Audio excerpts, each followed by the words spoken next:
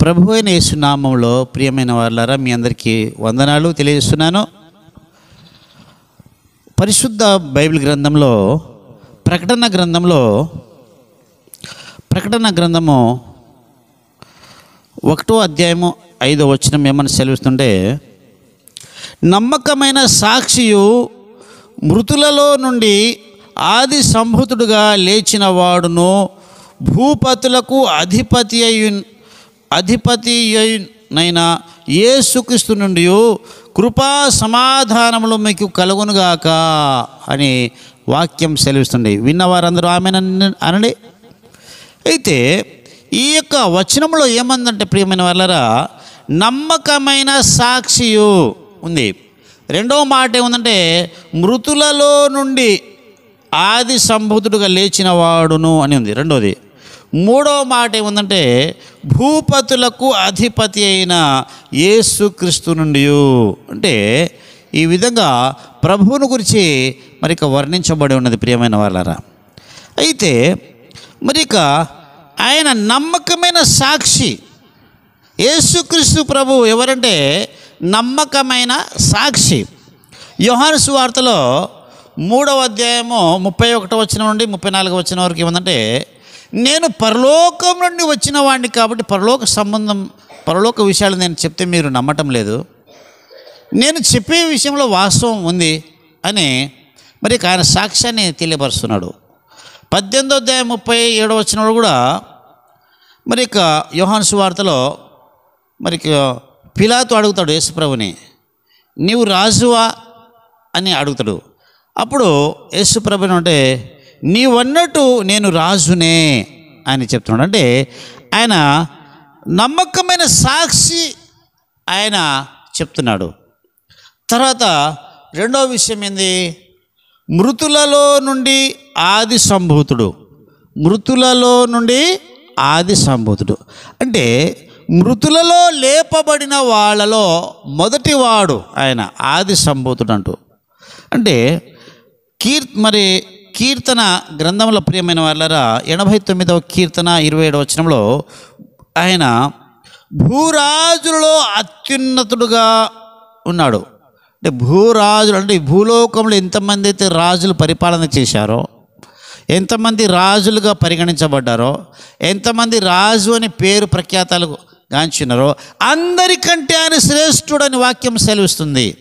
అంటే దానిని బట్టి ఆయన రాజులలో మహారాజు, రాజులకే రాజు, ప్రభులకే ప్రభు.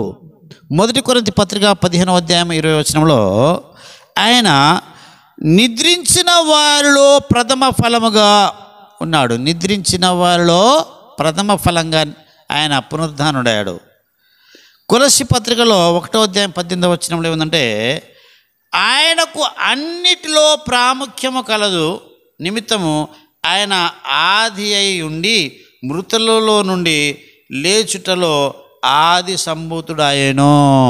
అంటే ఆది సంభూతుడు ఎప్పుడయ్యాడు?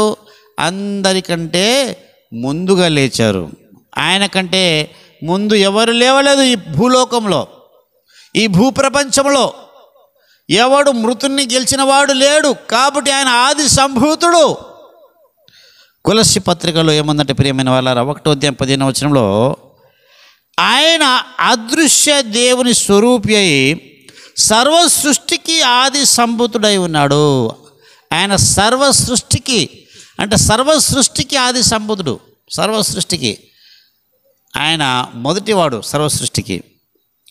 అదేవిధంగా ప్రియమైన వాళ్ళారా, ప్రతి వాడును తన వరుసలో బ్రతికింపబడును. ప్రథమ ఫలము యేసుక్రీస్తు ప్రభు అని 1 కొరింథీ 15:23లో ఉంది. అంటే ప్రతివాడు యేసు ప్రభుని నమ్మినటువంటి వారు ఒక దినాన వారి మరి వరుసలో వారు పునరుద్ధానులు అవుతారు. కానీ మొదటివాడు మాత్రము యేసుక్రీస్తు ప్రభు. అదేవిధంగా ఆయన భూపతులకు అధిపతి. ఆయన భూపతులకు అధిపతి. ప్రకటన గ్రంథంలో ఉంది ప్రియమైన వాళ్ళారా 17వ అధ్యాయం 14వ వచనంలో, గొర్రెపిల్ల ప్రభువునకు ప్రభు, రాజులకు రాజునై ఉన్నందున అన్నది. అంటే ప్రకటన గ్రంథము 17:14 ఉందండి. గొర్రెపిల్ల ఆయన ఎవరట? ప్రభులకు ప్రభు, ఆయన రాజులకే రాజు అయి ఉన్నాడు ప్రియమైన వాళ్ళరా. అదేవిధంగా ఆ రాజులకు రాజు, ప్రభులకు ప్రభు అయిన ఆయనకు అధికారం ఉంది. ఎక్కడ అధికారం ఉంది? ఏ అధికారం ఉందంటే ఫిలిప్పు రాసినటువంటి పత్రికలో 2వ అధ్యాయము 9వ వచనం నుండి 11వ వచనం వరకు ఉంది. ఏముందంటే ఆయన పరలోకమందు ఉన్న వారిలోనూ, పరలోకంలో కోట్ల కొలది దూతలు ఉన్నారు, పరలోకముందు ఉన్న వారిలందులోనూ, అదేవిధంగా భూమి మీద ఉన్న వారిలో కానీ, పరలోకంలో ఉన్న వారిలో కానీ, భూమిలో ఉన్నవారు కానీ, భూమి క్రింద ఉన్న వారిలో కానీ ప్రతి వాని మోకాలు యేసు నామములో వంగులగున, ప్రతి వాని నాలుక యేసుక్రీస్తు ప్రభు అని ఒప్పుకొనినట్లుగా ఆయనకు అధికారం ఇవ్వబడింది. ప్రియమైన వాళ్ళరా, ఎవరికైనా అధికారం ఉన్నదా? ఒక రాష్ట్రానికి ఒక అధికారం ఉంటే నా అంత ఎవరు లేరంటారు. ఒక జిల్లాకు అధికారం ఉంటే ఎంత గర్వ ఫీల్ అవుతారు. ఒక మండలానికి ఒక అధికారి అయితే ఎంత మరి గర్వంగా ఫీల్ అవుతాడు. ఒక గ్రామానికి ఒక అధికారం ఉంటే ఎంత ఫీల్ అవుతారు. అలాంటి ఒక గ్రామం కాదు, ఒక రాష్ట్రం కాదు, ఒక దేశం కాదు, ఈ భూలోకమే కాదు, ఈ యొక్క పరలోకము, భూమి, భూమి క్రింద ఈ 3 లోకాల్లో సర్వాధికారం కలిగిన వారు మన యేసుక్రీస్తు ప్రభు. ఆయన రాజులకు రాజు, ప్రభువులకు ప్రభు.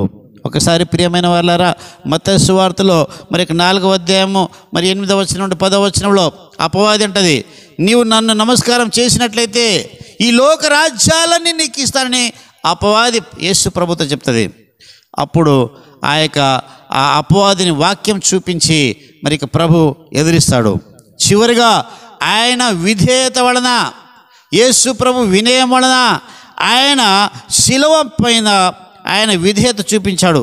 కావున ఈ లోక రాజ్యములన్నీ ఆయన మరి జయించాడు. ప్రియమైన వాళ్ళరా, సాతానుడు మన దేవునికి రాజ్యాన్ని ఇవ్వడం కాదు, ఈ లోక రాజ్యం మీద అధికారం పొందాడు. శిలువ మరణం ద్వారా యేసుక్రీస్తు ఈ లోక రాజ్యములన్నీ అధికారం పొందినాడు. పరలోకంలో ఆయనకు అధికారము, భూమి క్రింద ఆయనకు అధికారము, భూమి మీద ఆయనకు అధికారము. ఇది ఎలా పొందాడు? ఈ అధికారము ఎలా వచ్చిందంటే ఆయన వినయము, విధేయత శిలువ మీద చూపించాడు కాబట్టి. అదేవిధంగా ఈ యొక్క లోకరాజ్యాలనికి అధికారం పొందడమే కాదు, కానీ సాతానుడి మీద కూడా విజయం సాధించాడు. సాతానుడిని చితక త్రొక్కడానికి అధికారం పొందాడు. సాతాన్ని మన కాళ్ళ క్రింద చితక త్రొక్కించడానికి అధికారం కలిగి ఉన్నాడు. ప్రియమైన వాళ్ళరా, అంత గొప్ప మన దేవుడు కాబట్టి ఆయన నామంలో మనకు సమాధానం కలగాలి. ఏ నామము?